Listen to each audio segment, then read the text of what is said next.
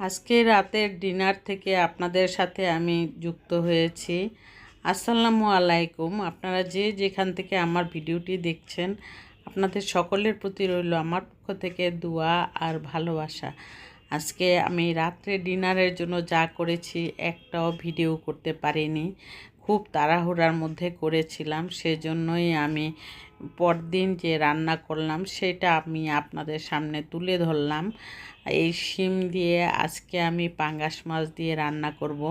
শিমটা দেখুন কত কচি, একদম এই ধরনের শিম কিন্তু খেলে একদম বলক আসার সাথে সাথেই সিদ্ধ হয়ে যায়। আর এই শিমগুলি আমি যখন বের হয় তখন আমি অন্য কোনো শিম আনার চিন্তা করি না বাজার থেকে। এরকম শিমটা যেই টেস্ট লাগে, অন্য কোনো শিমে এরকম টেস্ট পাওয়া যায় না। সিদ্ধ হতে দেরি হয়, অনেক সময় আঁশ থাকে বেশি, কিন্তু এই শিমটাতে কোনো আঁশ থাকে না। এটা আমার অনেক পছন্দের শিম। আর এই শিমটা আজকে রান্না করব।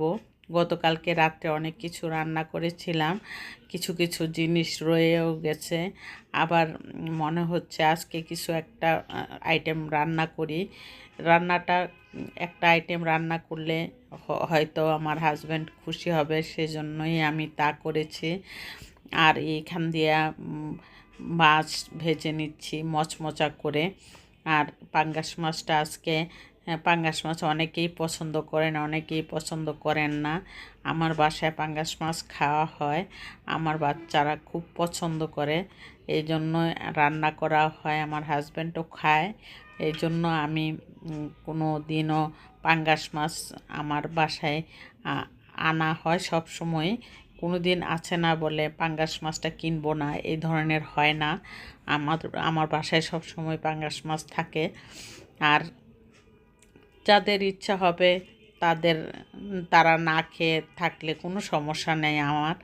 আমার পরিবারের মানুষ আমরা সবাই পাঙ্গাস মাছ খাই। আর সেজন্যই আমি এখানে আজকে শিম দিয়ে কিন্তু পাঙ্গাস মাছ অনেক মজা, এবং লাউ দিয়ে অনেক মজা হয় পাঙ্গাস মাছ। কচি লাউ দিয়ে কিন্তু পাঙ্গাস মাছ রান্না করলে অনেক টেস্ট হয়, আর শিম দিয়েও অনেক ভালো লাগে। সেই জন্যই আজকে আমি শিম দিয়ে রান্নার জন্য তৈরি হয়ে গেলাম। এখানে সব মশলা দিয়ে দিলাম, পেঁয়াজ রসুন, পেঁয়াজ ভাজা ভাজা হয়ে আসার পরও হলুদের গুঁড়া, মরিচের গুঁড়া, ধনিয়ার গুঁড়া দিয়ে সবজিটা আমি টমেটো, আলু আর শিমটা দিয়ে রান্না বসিয়ে দিলাম। আর এখানে দেখুন কত সুন্দর কালার এসেছে তরকারিটার। আর এই তরকারিটা অনেক মজাও হয়েছে, এই শিমটা আসলেই অনেক মজা। আর আমার ভিডিওটা যদি আপনাদের কাছে একটু হলেও ভালো লেগে থাকে তাহলে অবশ্যই সাবস্ক্রাইব করে অল বাটনে প্রেস করে রাখবেন, আর একটি লাইক দিয়ে কন্টিনিউ করবেন। এটাই আমার আজকে আপনাদের কাছে আমার চাওয়া। আর দেখুন তরকারিটা একদম গলে গিয়েছে, শিমটা একদম দেখাই যাচ্ছে না, শিম মাছই দেখা যাচ্ছে, শিম কম দেখা যাচ্ছে। আসলে শিম অনেক দিয়েছি, এত নরম হয়ে যায় শিমটা আপনারা খেয়ে দেখবেন। আর যারা এই শিমটা খান নাই এখনও, তাদের জন্য আমি এই ভিডিওটা। আর এই শিমটা অনেকেই পছন্দ করে, অনেকেই করে না।